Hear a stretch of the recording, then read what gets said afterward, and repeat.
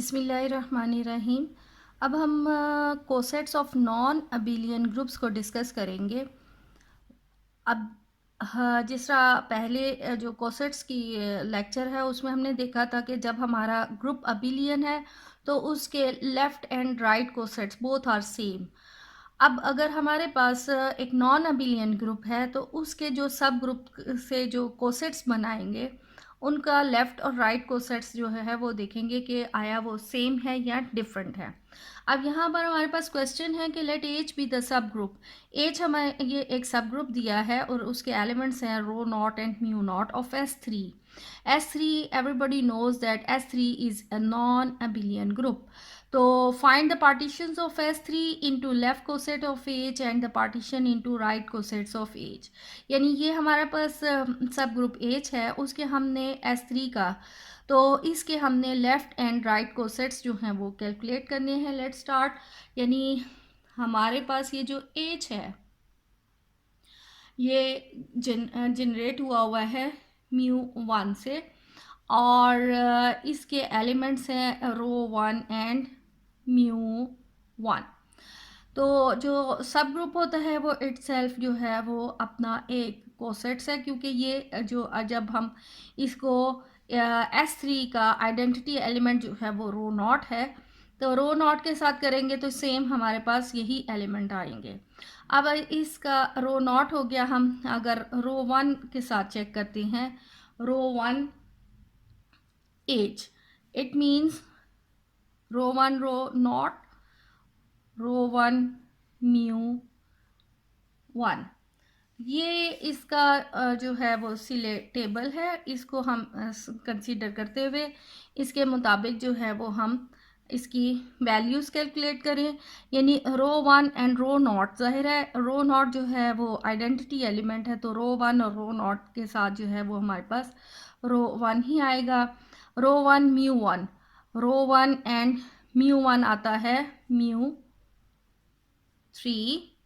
रो 1 हो गया। रो 2 के साथ अगर हम इसका लेफ्ट को सेट लेते हैं, then we have rho 2 rho naught and rho 2 μ1।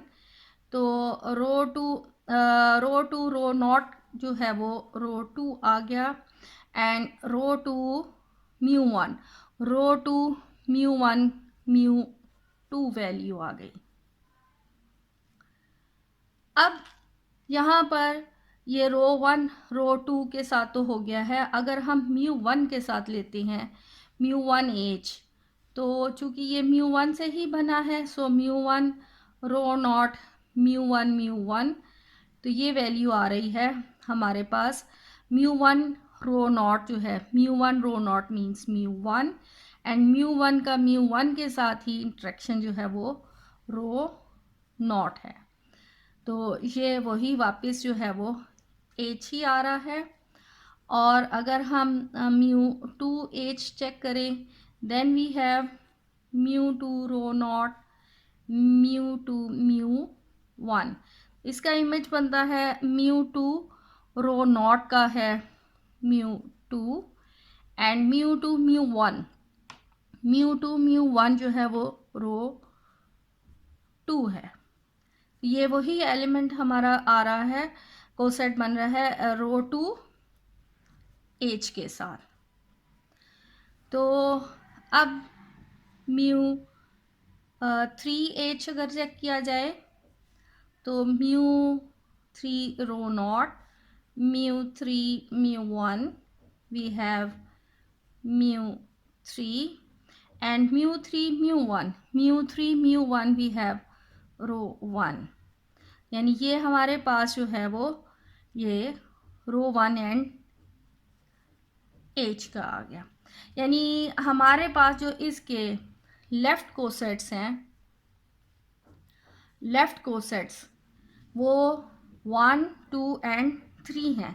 तो जबकि ये μ1 μ2 μ3 के साथ वही रिपीट हो रहे हैं, तो हमारे पास जो तादाद आई है लेफ़्ट कोसेट्स की वो 1 2 एंड 3 है।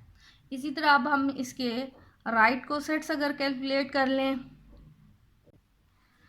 राइट कोसेट्स एज हमारे पास है rho naught mu one.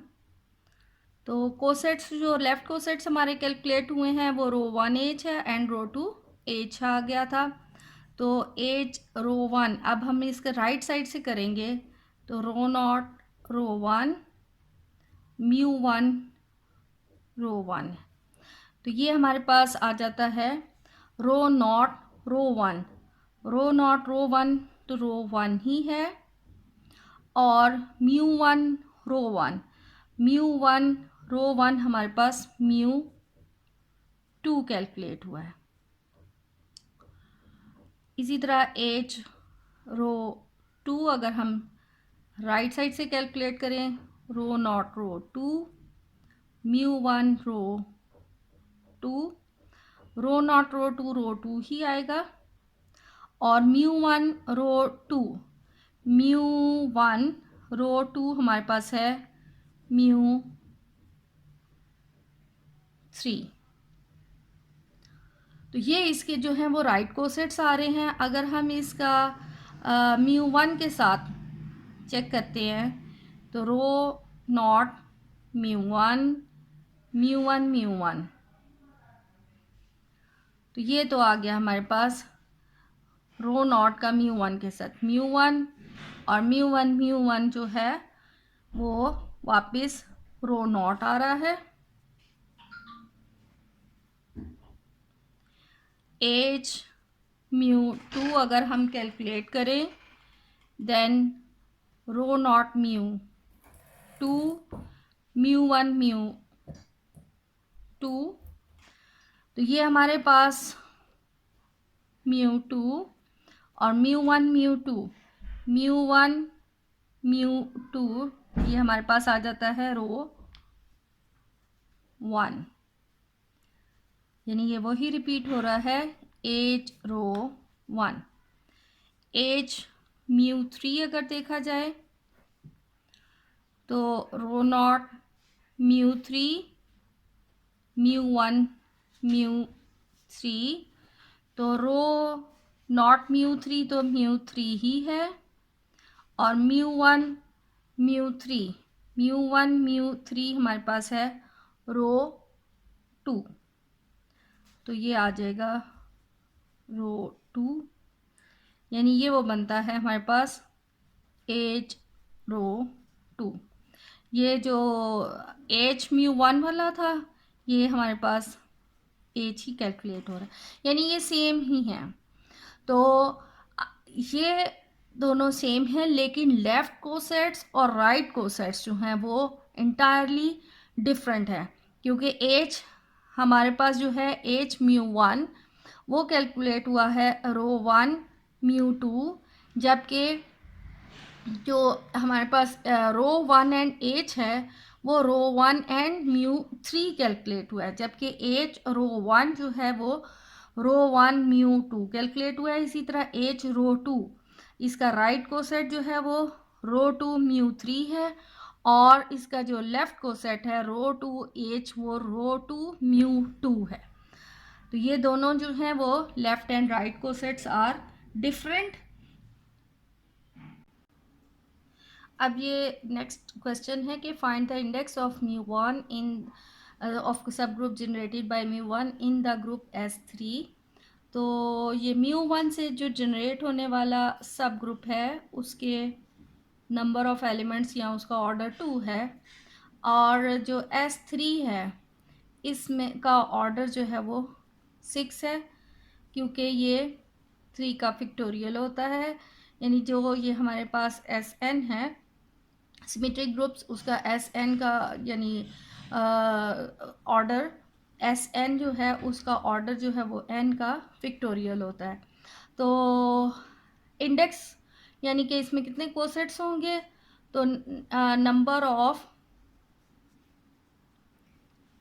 Index of mu one वो आ जाता है S3 order divided by order of mu one, यानी 6 divided by 2, 2 3s are 6, the answer is 3। तो यहाँ पर हमने देखा कि 1 2 एंड 3 ही इसके कोसेट्स हैं। अब ये असाइनमेंट के तौर पे सेम क्वेश्चन है, लेकिन इसमें हमारा ग्रुप जो है वो D4 है। D4 भी चूँकि एक नॉन अबिलियन ग्रुप है, तो आप इसके साथ जो है वो सब ग्रुप, प्रैक्टिस के लिए सब ग्रुप रो नॉट म्यू 2 लेकर उसके लेफ़्ट एंड राइट कोसेट्स जो है वो कैलकुलेट करें और देखेंगे। अब ये असाइनमेंट का क्वेश्चन है कि find all the left cosets and right cosets of the subgroup rho naught mu 2 of the group D4 are they the same as the left cosets. अब यानी D4 भी चूँकि हमारे पास एक अबिलियन नॉन अबिलियन ग्रुप है, तो इसके इस सब ग्रुप के साथ आप जो है इसके left cosets and right cosets जो है वो कैलकुलेट कर लें और देखें कि आया इसके लेफ्ट कोसेट्स और राइट कोसेट्स जो हैं वो सेम हैं। नेक्स्ट क्वेश्चन है find the index of mu 2 in the group D4। अब आप ये भी इसका इंडेक्स जो है वो कैलकुलेट करें, और ये असाइनमेंट के तौर पे क्वेश्चन है ताकि आपकी इसी से रिलेटेड जो है वो अच्छी प्रैक्टिस हो जाए।